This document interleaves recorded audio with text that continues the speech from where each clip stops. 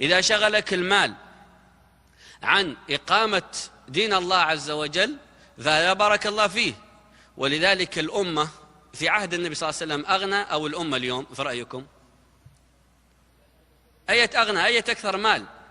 هل الأمة في عهد النبي صلى الله عليه وسلم أكثر مالا أو الأمة اليوم؟ الأمة اليوم تملك ما لا يملكه غيرها، أكثر النفط في الدول الإسلامية، أكثر الذهب والمعادن في الدول الإسلامية. لكن ما هي قوة المسلمين اليوم؟ ما هي قوتهم أمام العدو؟ لكن في عهد النبي صلى الله عليه وسلم إيش كان عندهم اقتصاد؟ ما هي القوة الاقتصادية اللي كانت موجودة في عهد النبي صلى الله عليه وسلم؟ كان المدينة فيها تمر مرة في السنة يجي، وكان ما هناك إلا غزوات تجيب غنائم ويقسمها النبي صلى الله عليه وسلم فورا بين الناس.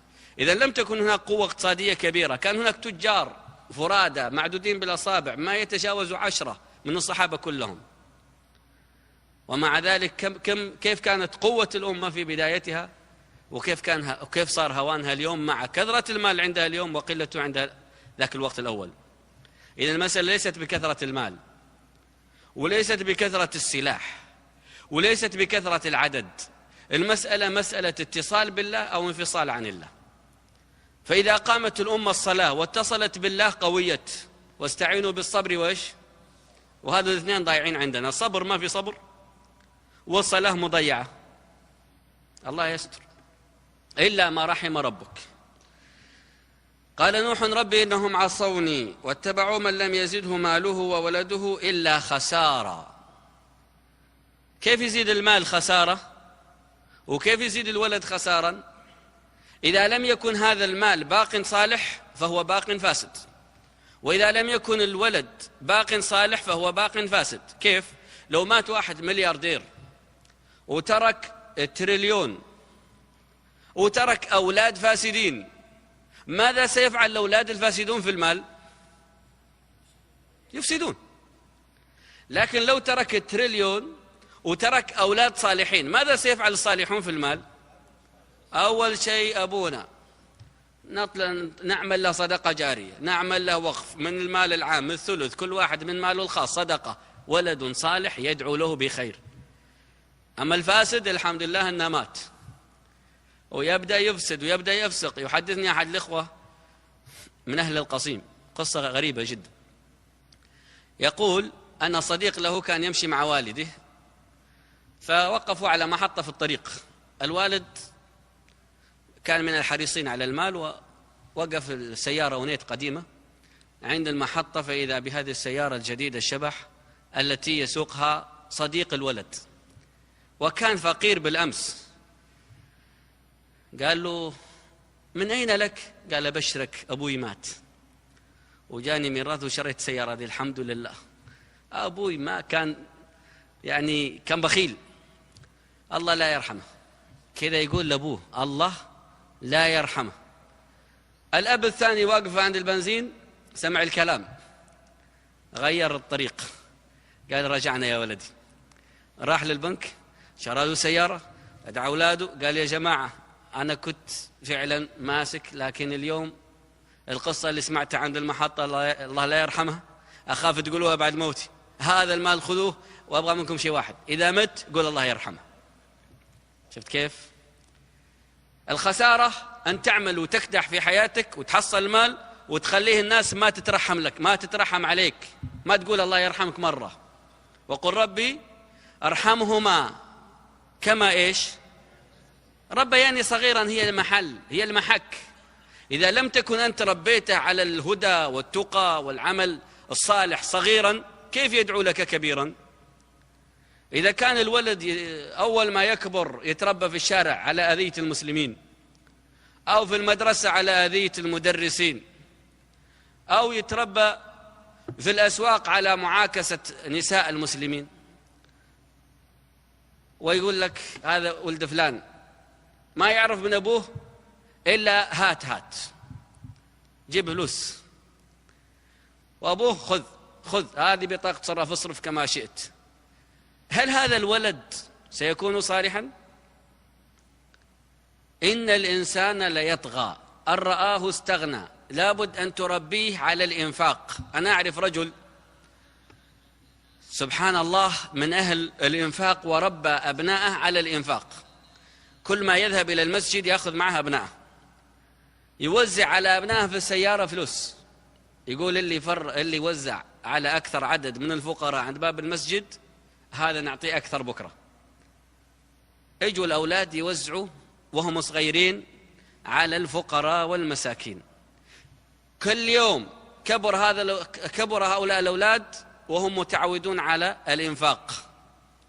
لما مات الوالد أول فكرة صدقة جارية عنا وعن الوالد بنسبة 70% من رأس المال، من الميراث كله بالإجماع.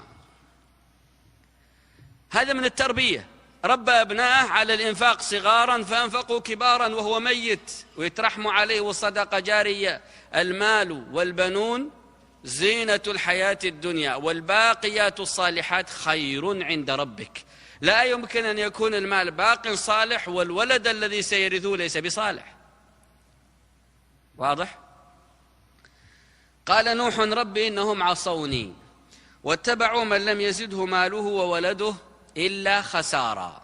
طيب، والعصر إن الإنسان لفي خسر إلا الذين آمنوا وعملوا الصالحات وتواصوا بالحق وتواصوا بالصبر. إذا كنت أنت هذه الصفات فيك وهذه الصفات في أبنائك، إذن أنت ومالك وأبنائك صالحون ناجحون.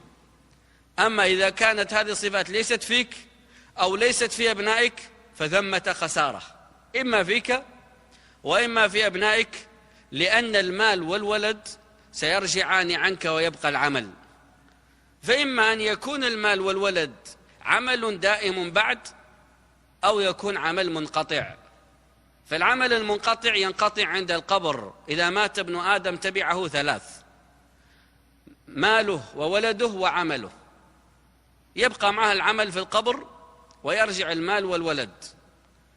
فإن كان الولد صالحا المال لا يعصي الولد، وإن كان الولد فاسدا أيضا المال لا يعصي الولد. فمن ترك تربية أولاده للزوجة أو تربية أولاده للمدرسة أو تربية أولاده للشارع فهذا المسكين. واحد من الإخوة جاءت الإجازة فإذا به حزين، سألته سؤال قلت له وش فيك؟ الناس تفرح في الإجازة وتسافر. قال لا والله أني إذا جاءت الإجازة أني أهتم هم ما بعد هم. طيب ليه؟ قال يا أخي المدرسة تشغل عن ذو الأولاد، وإذا جاءت الإجازة يبلشون، يعني ما عاد نعرف شو نسوي. كيف تشغل عنك أنت؟ هل تعلم ماذا يأخذون في المدرسة؟ وهل المدرسة كيان نفسها توجه؟ المدرسة مبنى، والمدرس الذي هو قائم أمام الطلاب والطلاب الذين يستمعون كل سيضع صبغة في ولدك. فاختر لولدك المدرسة المناسبة والمدرس المناسب والفصل المناسب، ولا بد أن تراجع هل ولدك في المسار الصحيح أم لا. ومكروا مكرا كبارا. إذا وجد المال ووجد الأشخاص الفاسدين حصل المكر، حصل الفساد. ظهر الفساد في البر والبحر بإيش؟ بما كسبت أيدي الناس. المال، إن الشباب والفراغ والجدة مفسدة للمرء، أي مفسدة. إذا كان عندك قوة شبابية وعندك مال إيش تسوي إذا ما عندك خوف من الله سبحانه؟ بعض الناس يقول لك نقتل الوقت، يسافر وينفق أموال كثيرة في شيء تافه. واحد من العرب يشتري منديل لامرأة مغنية أوروبية، منديل كرمك الله كانت تمسح به العرق يشتري ب1,000,000 جنيه. سبحان الله، منديل مغنية ب1,000,000. ما هذا؟ كأن المسلمين كلهم أغنياء. هل هذا 1,000,000 لا يبني له مسجد؟ ما يحفر له كمبير يشرب منه المسلمون؟ ما يعمل له صدقات جارية؟ خسر هذا 1,000,000 والله لا خسره، لأنه لا يعود له بحسنة، بل عاد ربما بسيئة، لأنه أفسد وأسرف. والله عز وجل لا يحب المسرفين ولا يحب المترفين. الترف الله لا يحبه. نعم. وقالوا لا تذرن آلهتكم ولا تذرن ودا ولا سواعا ولا يغوث ويعوق ونسرا. طيب، من الأولى بهذه الوصية؟ أهل التوحيد فيما بينهم أن يقول بعضهم لبعض: لا تذرن ذكر الله، لا تذرن دعاء الله، لا تذرن الدعوة إلى الله، لا تذرن اتباع رسول الله. أو هؤلاء المشركون: لا تذرن ودا وسواعا. وتروا كل إنسان على منهج يدعو لذلك المنهج بقوله وفعله وحاله. فكن داعية إلى الله، وإن لم تكن فأنت داعي إلى شيء آخر. ما في إنسان يقول أنا ماني بداعي، كل إنسان يدعو، لكن إما إلى الجنة وإما إلى النار. ولذلك لما حرم الله نكاح المشركات إيش قال؟ والمشركين، قال: ولا تنكحوا المشركين حتى يؤمنوا، ولعبد مؤمن خير من مشرك ولو أعجبكم، أولئك يدعون إلى النار. كيف يدعون إلى النار؟ كيف المشركات يدعون إلى النار؟ بمجرد ما هي مشركة هي داعية